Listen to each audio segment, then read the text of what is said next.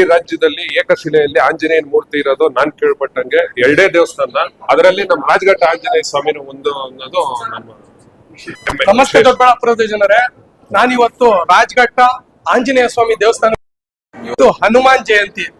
ಆದ್ರಿಂದ ನಮ್ಮ ದೊಡ್ಡಬಳ್ಳಾಪುರದ ಪ್ರತಿಯೊಬ್ರು ಕೂಡ ಇಲ್ಲಿ ಬರ್ತಾರೆ. ಇಲ್ಲಿ ವಿಶೇಷವಾದ ಪೂಜೆ ನಡೀತಿದೆ. ಮತ್ತೆ ಒಂದು 40-50 ವರ್ಷದಿಂದ ವಿಜೃಂಭಣೆಯಿಂದ ಇಲ್ಲಿ ಜಾತ್ರಾ ಮಹೋತ್ಸವ ಕೂಡ ನಡೀತಿದೆ. ಏನು ಅಂದ್ರೆ ನೋಡ್ರಿ, ಶ್ರೀರಾಮ ಅಂತ ನಾವ್ ಅನ್ಬೇಕು.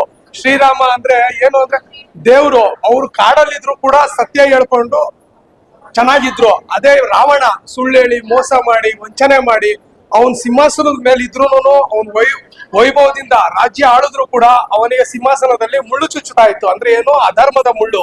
ಆದ್ರಿಂದ ನಾವು ಶ್ರೀರಾಮರ ಆದರ್ಶದಲ್ಲಿ ನಡಿಬೇಕು ಅಂತ. ಮತ್ತೆ ವಾಲಿ ಅವರಿಗೆ ಏನಿತ್ತು ಅಂದ್ರೆ ಒಂದು ವರ ಇತ್ತು, ಅವ್ರ ಮುಂದೆ ಯಾರೇ ಬಂದ್ರು ಕೂಡ ಅವರು ಅರ್ಧ ಶಕ್ತಿ ಅಲ್ಲಿ ಅವ್ರು ಬಂದ್ಬಿಡೋದು ವಾಲಿ ಅವರಿಗೆ. ಆ ಸಮಯದಲ್ಲಿ ಹನುಮಂತನ ಜೊತೆ ಯುದ್ಧ ಮಾಡ್ಬೇಕು ಅಂತ ಅವ್ರಿಗೆ ಅನ್ಸುತ್ತೆ.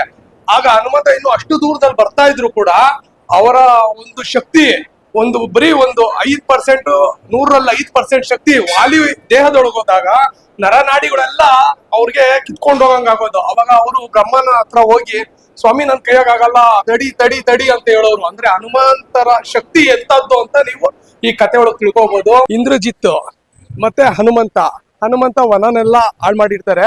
ಅವಾಗ ಇಂದ್ರಜಿತ್ ಬರ್ತಾರೆ ಅವ್ರನ್ನ ಬಂಧಿಸೋದಕ್ಕೋಸ್ಕರ. ಆಗ ಬ್ರಹ್ಮಾಸ್ತ್ರ ಬಿಡ್ತಾರೆ. ಅಂದ್ರೆ ಹನುಮಂತನ ಯಾವ ಅಸ್ತ್ರಗಳು ಕೂಡ ಬಂಧಿಸೋದಿಲ್ಲ. ಬ್ರಹ್ಮರ ಒಂದು ಮರ್ಯಾದೆ ಉಳಿಸೋದಕ್ಕೋಸ್ಕರ ತನ್ನನ್ನು ತಾನೇ ಬಂಧಿಸ್ಕೊಂತಾರೆ. ಆಮೇಲೆ ರಾವಣನ ಆಸ್ಥಾನಕ್ಕೆ ಹೋಗ್ತಾರೆ.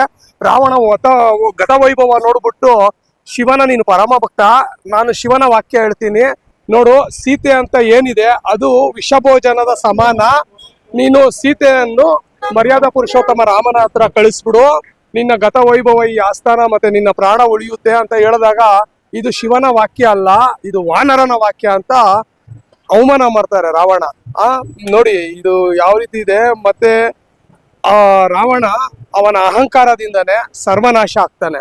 ನದಿಯಲ್ಲಿ ರಾಜಘಟ್ಟ ಗ್ರಾಮ, ದೊಡ್ಡಬಳ್ಳಾಪುರ ತಾಲೂಕು, ಇಲ್ಲಿ ಪ್ರಸನ್ನಾಂಜನೇಯ ಸ್ವಾಮಿ ದಿವ್ಯಾಲಯದಲ್ಲಿ ಹನುಮತ್ ಜಯಂತಿ ಮಹೋತ್ಸವ ಕಾರ್ಯಕ್ರಮ ಇವತ್ತಿನ ದಿವಸ ಸ್ವಾಮಿಯವರಿಗೆ ಮತ್ತು ಪವಮಾನ ಹೋಮ, ರಾಮತಾರಕ ಹೋಮ ಕಾರ್ಯಕ್ರಮವನ್ನ ನೆರವೇರಿಸಲಾಗಿದೆ.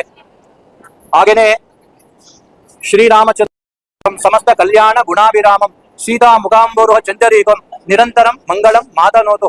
ಹನುಮಂತ ರಾಮ ಭಕ್ತಿ ಪಾರಾಯಣದಲ್ಲೇ ಹನುಮನ ರೋಮಗಳೆಲ್ಲ ರಾಮನಾಮ ಮಂತ್ರದಿಂದ ತುಂಬಿರ್ತಕ್ಕಂತಹ ದಿವ್ಯ ಕ್ಷೇತ್ರ ರಾಜಘಟ್ಟ ಶ್ರೀ ಆಂಜನೇಯ ಸ್ವಾಮಿ ಸನ್ನಿಧಿ. ಈ ಸನ್ನಿಧಿಯಲ್ಲಿ ಭಗವದ್ ಭಕ್ತರು ಅಪಾರ ಸಂಖ್ಯೆಯಾಗಿ ಬಂದು ಅಖಿಲಾಂಡ ಕೋಟಿ ಬ್ರಹ್ಮಾಂಡ ನಾಯಕ ಸ್ವಾಮಿ ಶ್ರೀ ಪ್ರಸನ್ನಾಂಜನೇಯ ಸ್ವಾಮಿಯ ದರ್ಶನವನ್ನ ಪಡ್ಕೊಂಡು ಆ ಸ್ವಾಮಿಯ ದಿವ್ಯಾನುಗ್ರಹವನ್ನ ಮಾಡ್ಕೊಳ್ತಾ ಇರ್ತಕ್ಕಂತಹ ವಿಶಿಷ್ಟವಾಗಿರ್ತಕ್ಕಂಥ ಶುಭ ದಿನ ಶ್ರೀ ಹನುಮತ್ ಜಯಂತಿ ಮಹೋತ್ಸವದ ಕಾರ್ಯಕ್ರಮ. ಈ ಒಂದು ಜೈ ಶ್ರೀರಾಮ್. ಇದು ರಾಜಘಟ್ಟ ಆಂಜನೇಯ ಸ್ವಾಮಿ ದೇವಸ್ಥಾನ. ಶ್ರೀರಾಮಚಂದ್ರರು ಸಮೇತ ಸೀತಾ ಲಕ್ಷ್ಮಣನ ಸಮೇತ ಆಂಜನೇಯ ಸ್ವಾಮಿಯಿಂದ ಹೆಸರಿರುವಂತಹ ದೇವಸ್ಥಾನ. ಇಲ್ಲಿ ಸುಮಾರು 60 ವರ್ಷಗಳ ಹಿಂದಿನಿಂದ ಶ್ರೀ ದಿನಗಟ್ಟಹಳ್ಳಿ ಪಿಳ್ದೊಡಪ್ಪನವರು, ಅವ್ರ ಕುಟುಂಬದವರು, ಮುದ್ದಣ್ಣನವರು, ನಮ್ಮ ತಂದೆಯವರು ಸೇರ್ಕೊಂಡು ಇಲ್ಲಿ 60 ವರ್ಷದಿಂದ ಹನುಮ ಜಯಂತಿ ಆ ಉತ್ಸವವನ್ನ ಮಾಡ್ಕೊಂಡು ಬರ್ತಾ ಇದ್ದಾರೆ. ದೊಡ್ಡಬಳ್ಳಾಪುರದಿಂದ ಅಮಾವಾಸ್ಯೆ ಭಕ್ತ ಮಂಡಳಿ ಅಂತ ಅಂದ್ಬಿಟ್ಟು ಪ್ರತಿ ತಿಂಗಳು ಇಲ್ಲಿ ಪೂಜಾ ಕಾರ್ಯಕ್ರಮಗಳನ್ನ ಏರ್ಪಡಿಸ್ಕೊಂಡು ಬಂದು 60 ವರ್ಷದಿಂದ ನಡ್ಕೊಂಡು ಬರ್ತಾ ಇದ್ದಾರೆ. 38 ವರ್ಷದಿಂದ ಹನುಮ ಜಯಂತಿ ಅನ್ನ ಸಂತರ್ಪಣೆ ಎಲ್ಲ ವಿಜೃಂಭಣೆಯಿಂದ ಮಾಡ್ಕೊಂಡು ಬರ್ತಾ ಇದ್ದೇವೆ. 60 ವರ್ಷ ಹನುಮ ಜಯಂತಿ ಅಂತ 38 ವರ್ಷದಿಂದ ನಡೀತಾ ಇದೆ. ದೊಡ್ಡಬಳ್ಳಾಪುರದಿಂದ ಬಸ್ ವ್ಯವಸ್ಥೆ ಎಲ್ಲ ಬಸ್ ವ್ಯವಸ್ಥೆ ಎಲ್ಲ ಪಾಪ ಅವರು SP ಜೈರಾಮ್ ಅವರು ಮಕ್ಕಳು ನಡೆಸ್ತಾವ್ರೆ, ಫ್ರೀ ಬಸ್ಸು.